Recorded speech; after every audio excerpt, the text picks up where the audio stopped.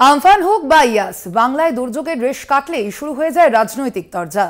ভোটবঙ্গে রেমাল ঘূর্ণিঝড়েও শুরু হয়েছে জোর তরজা। লন্ডভন্ড সুন্দরবন ক্ষতিগ্রস্ত চাষিরা ত্রাণ ক্ষতিপূরণ নিয়েও তুঙ্গে চাপানুতর। দিল্লি থেকে মনিটরিং করা হয়েছে, দাবি মোদির। কোনো সাহায্যও করেনি, সব মিথ্যা, পাল্টা আক্রমণ মমতা বন্দ্যোপাধ্যায়ের। বাংলা পূর্বাভাস পেতেই আগে থেকেই সতর্ক ছিল প্রশাসন। দুর্যোগ প্রস্তুতিতে জায়গায় জায়গায় ত্রাণ শিবিরের ব্যবস্থা করা হয়, তারপরেও মৃত্যু এড়ানো যায়নি। দুর্যোগের পরই এক্স হ্যান্ডেলে পোস্ট মুখ্যমন্ত্রী, বিপর্যয় মোকাবিলার কাজ করার জন্য কৃতজ্ঞতা জানান। এর মধ্যেই বাংলায় প্রচারে এসে মোদির দাবি, দিল্লি থেকে বিপর্যয়ের মনিটরিং করেন তিনি। हम सब ने मिलकर साइक्लोन का मुकाबला किया है।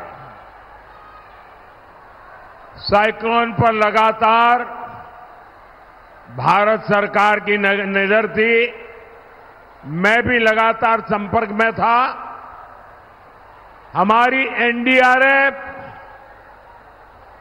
और दूसरी टीमों ने अच्छा काम किया है। केंद्र सरकार हर प्रकार से हर संभव मदद राज्य सरकार को दे रही है। বিপর্যয়ের পরদিন যাবতীয় প্রচারের কাজ বাতিল করেন মুখ্যমন্ত্রী। সন্ধ্যায় পৌঁছন বড়বাজার। বাংলায় সাইক্লোনটা প্রতি বছর হয়, আমাদের কোটি কোটি টাকা নষ্ট হয়ে যায়। এই টাকা তো কেউ দেয় না।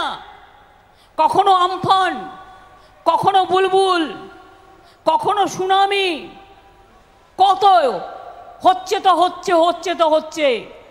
আমি এই জন্যে বললাম, কখনো কখনো কোনো কথা বলার শোভা পায়, কখনো কখনো পায় না।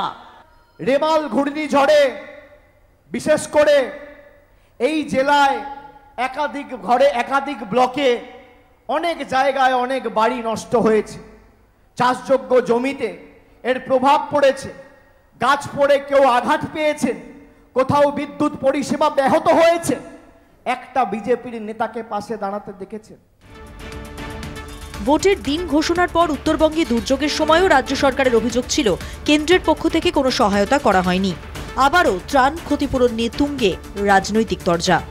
কলকাতা টিভি।